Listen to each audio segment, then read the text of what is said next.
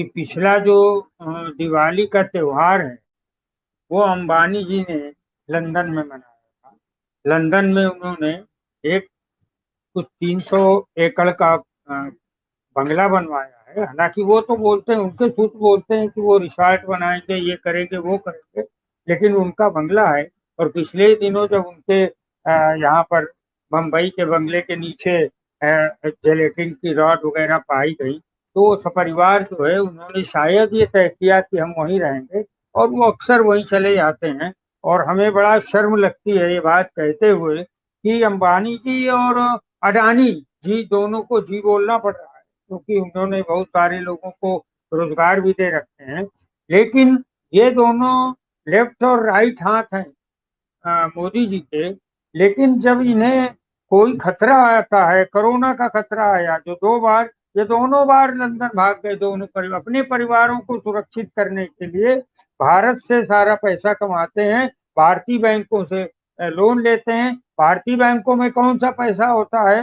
जो एक मजदूर जो जाता है और एक पाव तेल खरीदता है, खाने का खाद्य पदार्थ खरीदता है, उस पर वो जो जीएसटी देता है, जो सरकार इनकम टैक्स तो छोड़िए, जो जीएसटी छोटी छोटी चीजों पर देती है, सरकार की सारी देश की सारी जनता जीएसटी देती है, वो पैसा बैंकों में होता है, और वो पैसा अडानी अंबानी के पास जाता है। उसके बाद एनपीए माफ होता है, और सीधे वो दिवाली मनाने लंदन चले जाते हैं। तो अंबानी का एक उदाहरण सबसे बड़ा चीज है। 2014 में आपने बिल्कुल सही फरमाया। 2014 में 600, 6000, 15 में 4000, 16 में 6000, 17 में 7000, 18 में 5000 और 19 में 60,000, जो आपका टाइटिल है आज। इतने अरबपतियों ने भारत को छोड़ा है। और भारत को छोड़ा है, एक आपको हिडन एजेंडा भी बता दूं। ये नीरव मोदी के समय थोड़ा सा हम लोगों की निगाह गई थी। नीरव मोदी के बाद मोदी जी के बड़े प्यारे हैं मेहुल भाई, जो अपने भाषणों में मेहुल भाई बोलते हैं, उन्होंने भी सपरिवार भारत छोड़ा। विनीता जी, जब ये सब भारत छोड़ रहे थे, यहाँ का पैसा गबन करके विदेश में ले जा रहे थे, तभी भारत सरकार ने एक नया नियम बनाया था कि जो भी विदेशों से चंदा आएगा राजनीतिक दलों को, उसका ऑडिट नहीं होगा। तो एक कारण ये भी रहा, जो यहाँ से लोग भागते हैं। कई लोग, अब ये बोला जाता है विजय माल्या को जो है अरुण जेटली और अमित शाह के लोग एयरपोर्ट तक छोड़ने गए। अब वो चूंकि देखा नहीं किसी ने, लेकिन खबरें ऐसी हैं, तो ये लोग बाहर भेजते हैं और उसके एवज में इनका अपना फायदा होता है। ये छोड़ते क्यों हैं? ये थोड़ी सी बात मैं बोलना चाहता हूँ कि ये यहाँ पर ही अरबपति बने, भारत की मिट्टी में ही अरबपति बने। इन्होंने यहीं से बैंकों से पैसा लिया, यहीं के कर्मचारियों का पसीना इनके प्रोडक्ट को बनाने में लगा, और उसके बाद वो यहाँ से कमा कर चले जाते हैं कहीं अमेरिका, यूएई, कनाडा, ऑस्ट्रेलिया या न्यूजीलैंड।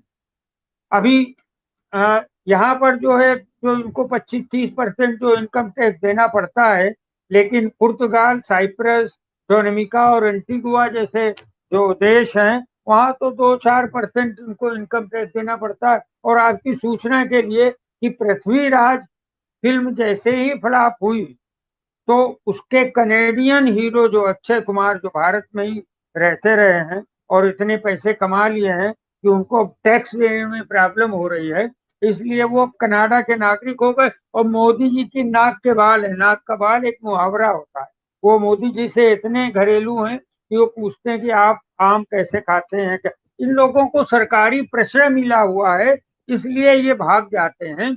और साथ में इनका ये अंतिम बात मैं कह रहा हूं कि ये जो वातावरण जो देश में 2014 के बाद से वातावरण बना है, उसमें मैं आपको बता दें कि यहाँ पर अधिकारी लोग, अभी पिछले ही दिनों एक अधिकारी जो आईएएस की टॉपर थी, शायद रश्मि अग्रवाल या रश्मि शुक्ला है, उनके पास अरबों रुपए पाए गए। एक तो ये जो अधिकारी हैं, ये जो नरेंद्र 2014 के बाद से इन्होंने जो व्यापारिक संस्थान है, इनसे जमकर वसूली करनी शुरू की। उसके एवज में इनको बहुत सारी चीजें, बड़ी सुविधाएं देते हैं, एनओसी दे देते हैं। तमाम राजनीतिक दल जो लोकल लेवल पर है, मैं जानता हूँ कि यहाँ पर रोते हैं बंबई में तमाम व्यापारी कि वो फला यार आ जाते हैं कि हमको एक एक यहाँ पर बहुत बड़े बिजनेसमैन, कारपोरेट हाउस है, मैं उनके यहाँ बैठा था, तो वहाँ पीयूष गोयल गए थे। मुझे उन्होंने कहा था शायद वो आपको नहीं जानते, तो आप बैठ सकते हैं यहाँ, तो वो मेरे दोस्त भी हैं। तो पीयूष गोयल यहाँ पर जाते हैं, चंदा मांगने जाते हैं।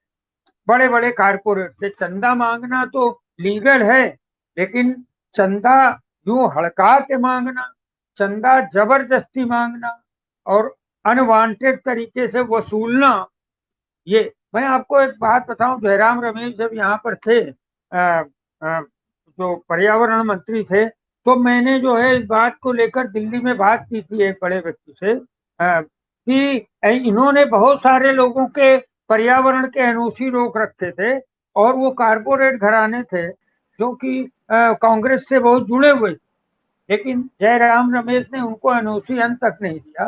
तो यहाँ पर क्या है, जबरदस्ती एनओसी देते हैं सरकार, कुछ भी सुविधाएं उनको देती है, और ऊपर से उनको वातावरण क्या है, अंतिम 2-4 लाइन में, कि आज ही जुमे की नमाज में भारत 10 प्रांतों में 10 प्रांतों में विवाद सामने आया है।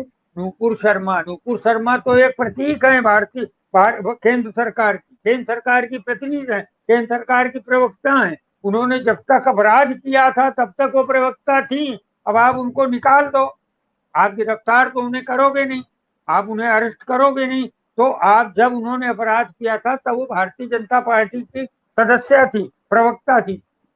विनीता जी, ये लोग जो है देश में व्यापार का वातावरण खराब कर रहे हैं, और यहाँ के लोगों की असहिष्णुता और व्यापारिक वातावरण नहीं है। मैं अगली अपीयरेंस में और बहुत सारी बात करूंगा, मेरी भी इच्छा है मैं अजय शुक्ल जी से जो है कुछ नई बातें सुनूं। और आप हमसे जुड़े रहने के लिए सब्सक्राइब करें YouTube पर, फॉलो करें ट्विटर पर और लाइक करें Facebook पर। और ज्यादा जानकारी के लिए आपको टाइप करना होगा सिर्फ न्यूज नशा।